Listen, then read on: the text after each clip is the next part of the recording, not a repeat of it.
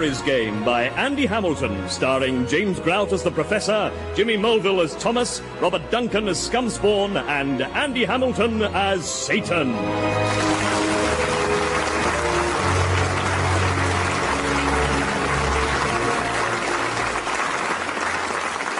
And you see, Thomas, an individual's consciousness develops through various stages.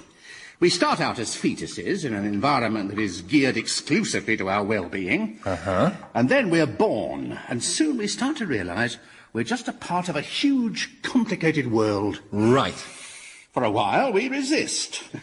As toddlers, we fight to impose our will on this new environment, to enslave the world and make it work entirely for our benefit. So, what's the next stage? Trick question. There is no next stage. Well, there is, actually. It's where you begin to interact with society and acknowledge that other people have needs as well. That's the next stage. All right. But it's not compulsory, is it? Clearly not. But without going through this stage, an individual remains trapped in the mentality of a toddler.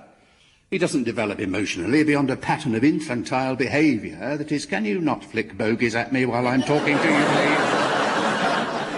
Greetings, mortals. Professor, there's some post for you. Oh, is there? Of course not. This is hell, you fool. Still,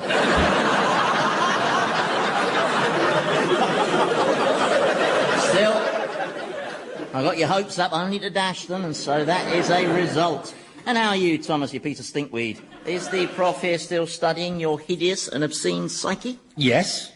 His latest theory is that mentally I'm a toddler. Oh, not that advanced, surely, but... You're in a repulsively ebullient mood. Well, that's because I'm throbbing with pride, you see. I am organising one of the most significant cultural events ever to be staged in my infinite kingdom. Do you want to come and see it? It's not another one of your sadistic concerts, is it? Oh, honestly, you try to provide a little musical diversion. It's torture. I mean, making us sit and listen to that 6-year-old doing his recorder practice. I mean, the kid wasn't exactly musical, was he? Well, no, he was deaf. But, I mean, I thought he did very well, considering. I mean, Three Blind Mice is a tricky piece. Especially that first phrase. I know, he never bloody got past it. Well, no, he did in the end, but you'd all blacked out by then. Now, are you going to come and see my spectacular? No, thank you. I think I'll just stay here and continue my psychological analysis of Thomas. Oh, right, you sure? I can give you a lift. No, it's a significant piece of academic work that I'm engaged in. It needs me to stay committed and focused. OK, means you'll miss out on a dragon ride. And disciplined, because it's a serious study that... Did you say dragon ride?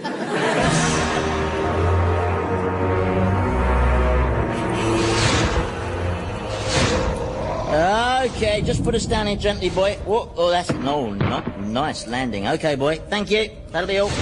Bye. So, Prof, did you enjoy your first ever flight on a dragon? Well, it was a bit on the turbulent side, especially when he started looping the loop. I didn't enjoy that. No, I guess that from the vomiting. So, Prof, that's what I bored you to see over there, isn't it magnificent? What is it? Well, it's a dome, isn't it? You know, a Millennium Dome, like the one in Greenwich, only this is my celebration. Oh, I see. Yeah, I mean, obviously, my dome differs from the official Millennium Dome in some regards. For a start, my dome is in the shape of a dome. Theirs isn't. But then I suppose come and visit the Millennium sort of big white knotted hanky-shaped type thing doesn't have that same ring, does it? So, now then, down there, that large arena, that's the Spirit Zone. My God, there must be 20,000 people there. Oh, yeah, and all the religions are represented in the Spirit Zone, apart from Scientology, which I put over there in the Total Bollocks Zone. And what happens in this Spirit Zone? A fantastic pageant. You see, at regular intervals, a bell rings, and all the Christians attack the Jews. Then the Jews attack the Muslims attack the Hindus attack the Muslims back, then they both attack the Christians attack each other, then the Muslims split, the Sunnis attack the Shiites, then the Orthodox Jews attack the Progressives, until you end up with a kind of blood-soaked chaos that can only be caused by organised religion. And then just when you think it couldn't get any more entertaining, another bell sounds, and they all stop fighting each other, put aside their differences, and beat the crap out of the Buddhists.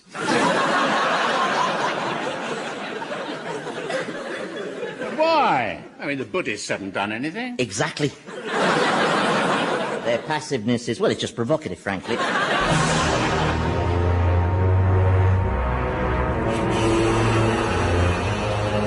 Professor? Professor? He's not here. He told me I was infantile and I went for a ride on a dragon with your boss.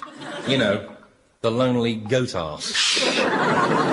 Don't mock his infernal majesty. If he hears you, then he'll devise foul torments that... Look, recently he's immersed me in a vat of camel spit, made me play cricket stark naked with no pads and a porcupine for a ball, and he imprisoned me inside the bloated liver of Dylan Thomas. I mean, what more could he possibly do to me? No, you're right, you think of something, I'll keep my voice down. Yes, I would if...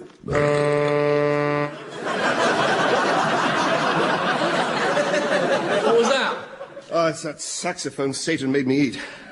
Keeps repeating on me. He was so angry, wasn't he, eh? When he discovered you had a talent for playing the sax. Yes, he was. I've never seen magma coming out of his ears before. Anyway, can you tell the professor I was looking for him? Well, I've got something I want to show him, that's all. I'd value his opinion. Oh, but not my opinion, eh? What? Or presumably my opinion will be too infantile, not grown up enough. Look, I just didn't think there was something you'd be interested in, that's all.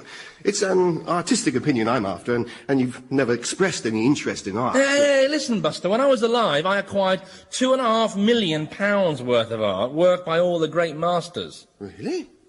Which ones did you buy?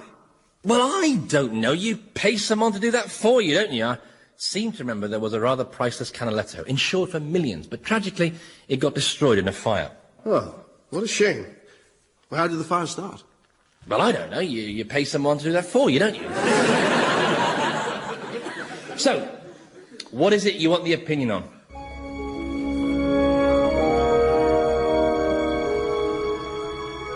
Well, I'm sorry, but I think that this exhibit is...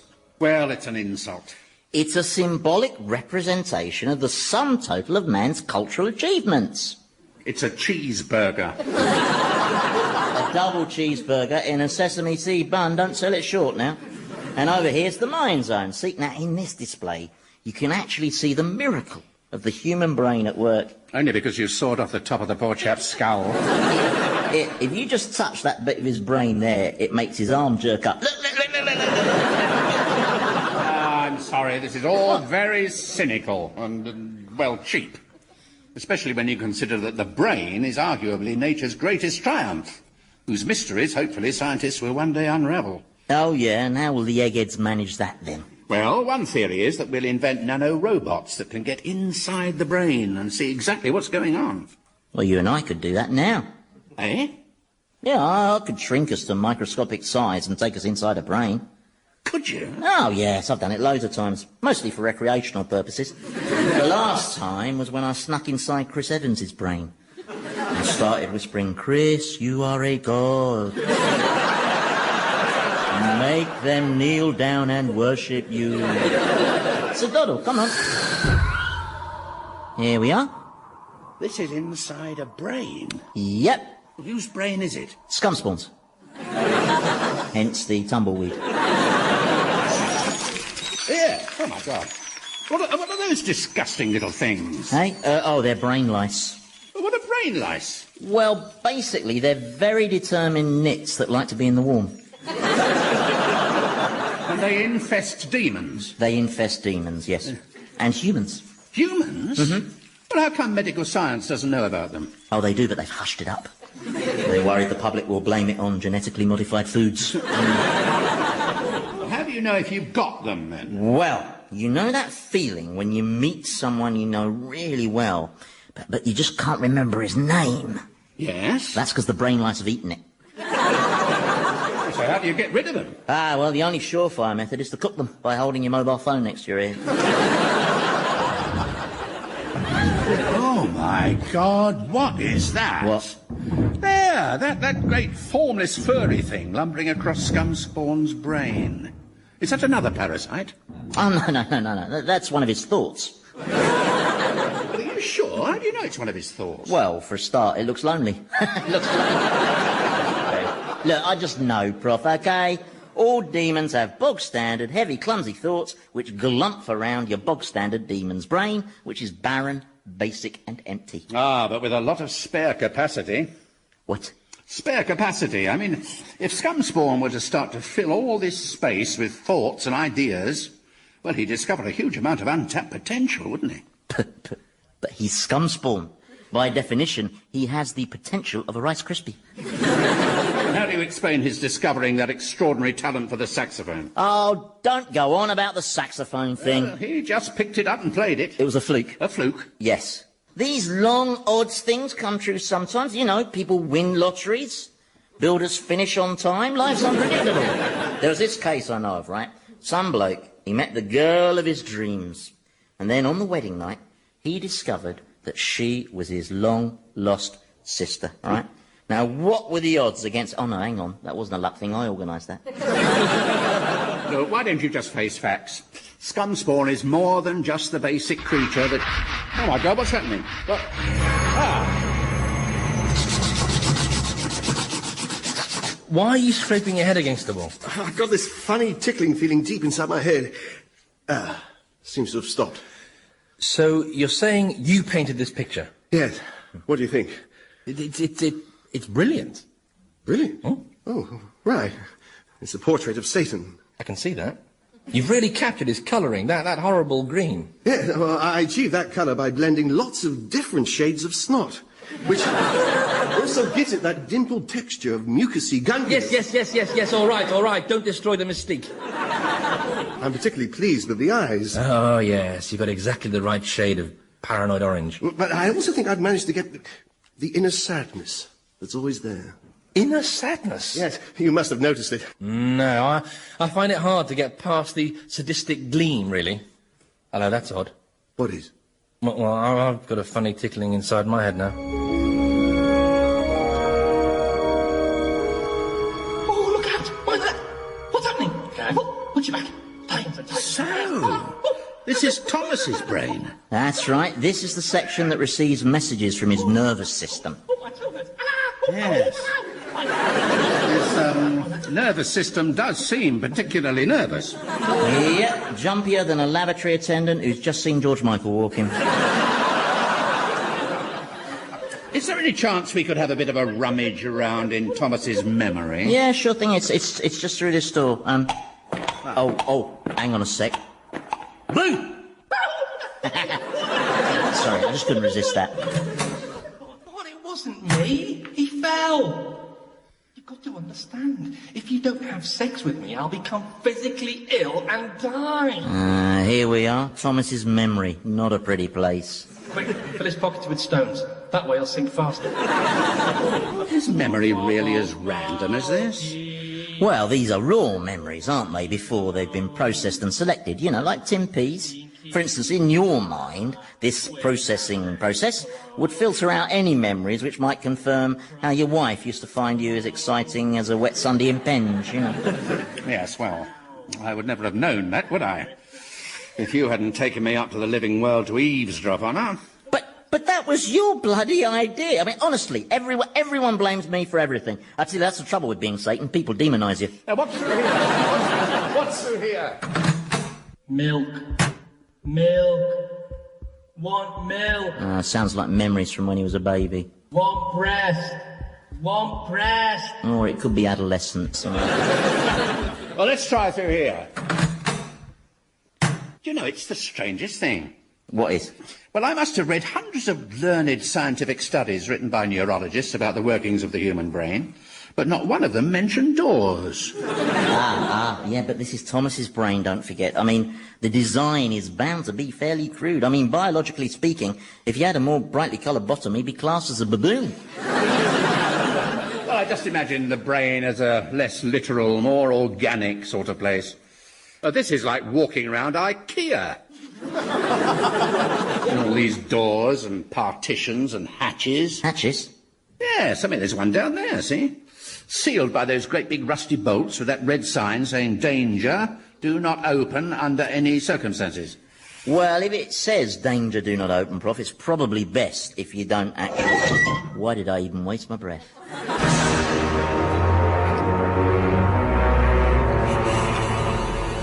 Yes.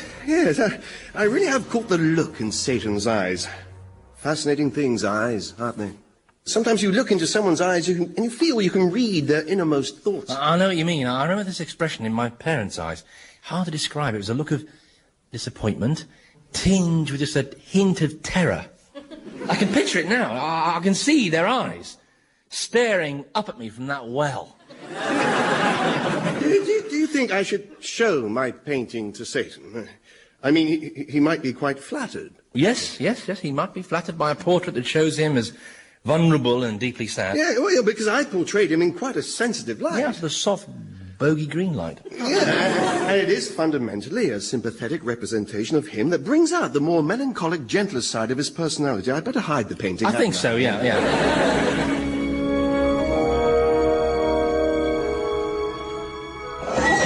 67 and 68. There. Look, Prof, if something is secured by 68 bolts, that implies it's supposed to be kept shut. Yeah, exactly, but why? Perhaps because whatever's under this hatch cover is so dreadful that it has to be locked away, sealed up, because it's something Thomas would feel ashamed of.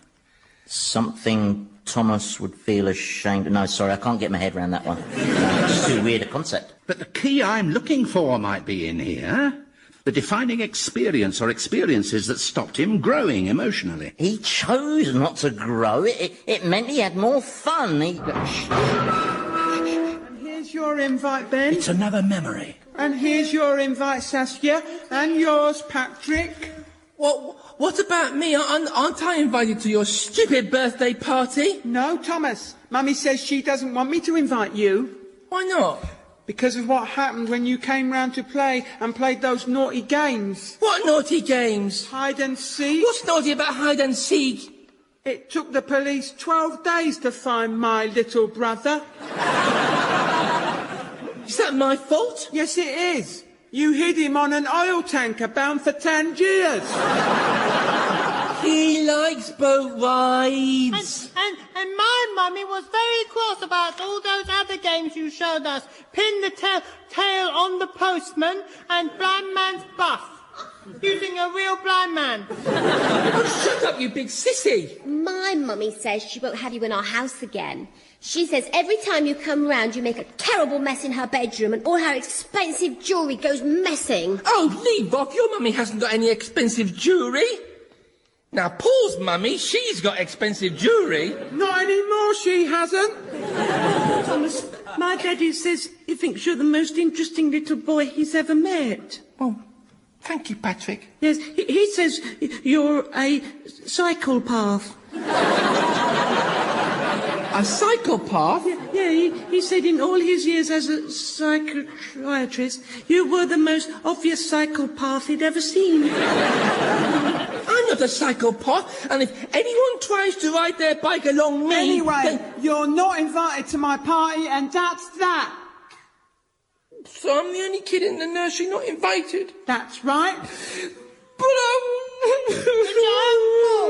You shouldn't do so many bad things. Why do you do such bad things, Thomas? Well, I don't understand why I do those things, do I? I'm only 5. You have to be grown up to understand something like that. You have to be at least 9. It's not fair. I want to get in the party.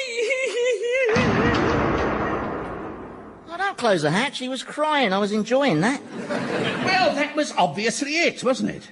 The experience that arrested his emotional development. And he's kept it shut away, not because he's ashamed of it, but because it's just too painful a memory. Oh, that's sentimental drivel.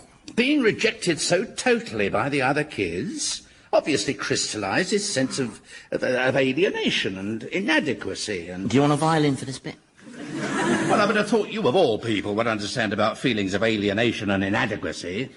I mean, after all, you... I what? No, it's nothing. It's really not important. And magma's coming out of your ears. Only it sounded as if you were saying I was inadequate, but I can't imagine you'd be so stupid. No, it's hard to believe, isn't it? So, what is your explanation? My explanation, yes. Such is the power and indeed the scope of your intellect that you will be able to imagine what it might be like for someone to have inadequacies of that kind. And, indeed, you don't believe a word of this, do you? Well, let's just say that as liars go, you're hardly in the Jonathan Aitken class. Well, I did my best. Well, fortunately, Prof, I've decided to be merciful. Hardly the response of someone riddled with supposed inadequacies. I think you'll agree. No. However, if you should repeat any of this ill-founded rubbish in company, thus undermining my imperial authority, then I'm afraid I shall be obliged to punish you in ways so extreme and traumatic that even I will need to lie down afterwards. Do I make myself clear? Horribly so. Right, now let's head home. I need to supervise the next entertainment at my antidome. Papal bullfighting. Oh, I suppose that'll be popes. Fighting bulls, yes. Armed only with their cloaks and some sticks of celery. Should be a good test of their infallibility, shouldn't it? Now, come on, let's go. No, actually, there's one more bit of the brain I'd like to see. That's the control centre. You know, that coordinates and orchestrates everything. I suppose you call it the consciousness. I mean, that bit that tells us who and what we are. Well, I've no idea where that is. I mean, Thomas probably hasn't even got one, has he? I mean... Well, perhaps it's through here. Oh, for... Oh, baby, yeah. Oh, yeah. Fast. Oh, I think this must be the libido. Yeah. What about through here? The French don't wash. There's no such thing as poor, only lazy. All Asians live in this country. Hey, what's this? Well, I had a guess. I'd say this is where Thomas keeps his prejudices. No, interesting thing, prejudice. The way we soak it up from the environment around us. Yeah, well, I think Thomas probably grows his own. Ginger people are bastards. Come on, let's go. There's another door here.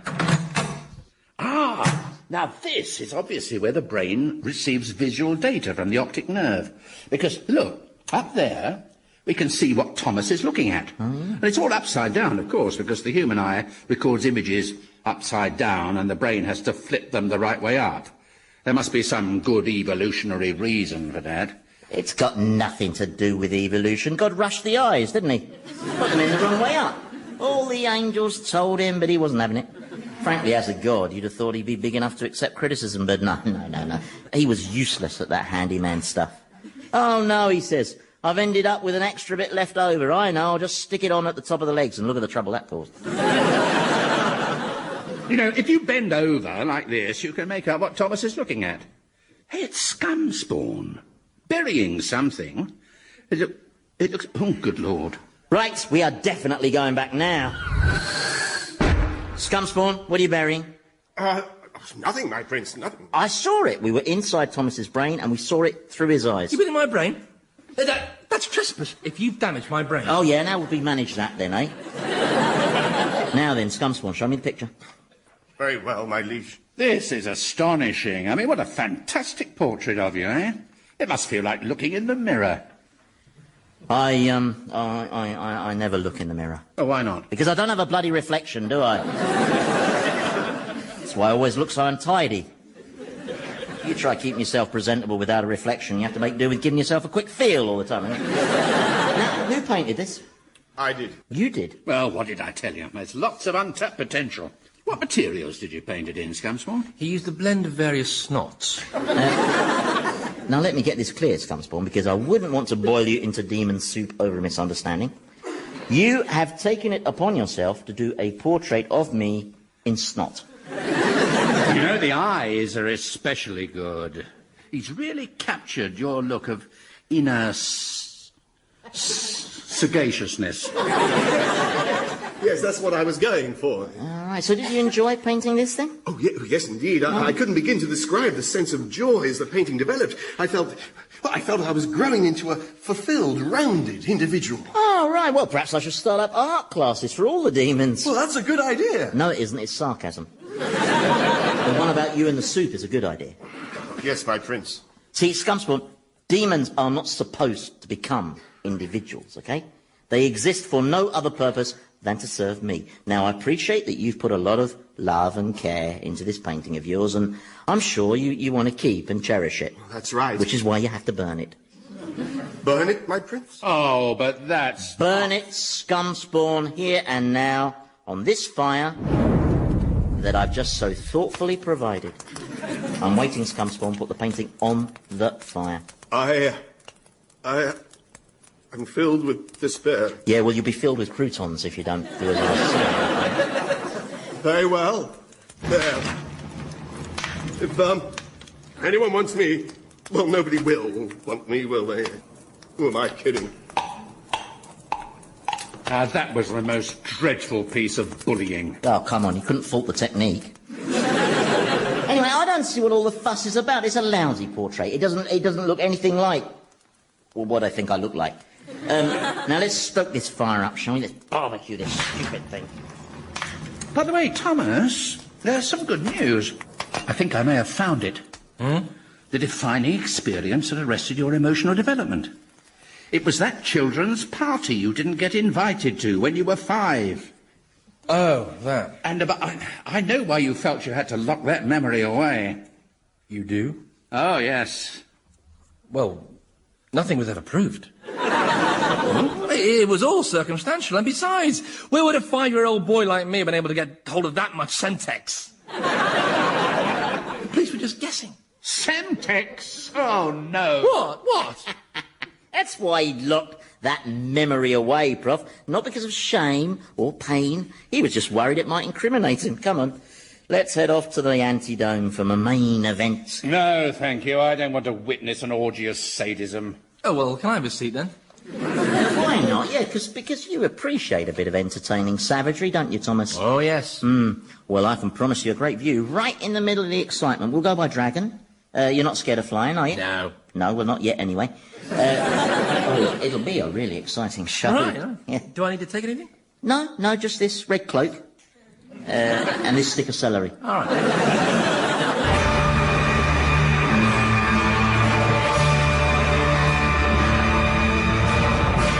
Old Harry's Game featured Andy Hamilton as Satan, James Grout as the Professor, Jimmy Mulville as Thomas, and Robert Duncan as Scumspawn, with Felicity Montagu, Philip Pope, Nick Revel and Michael Fenton Stevens. The programme was written by Andy Hamilton and produced by Paul Mayhew-Archer.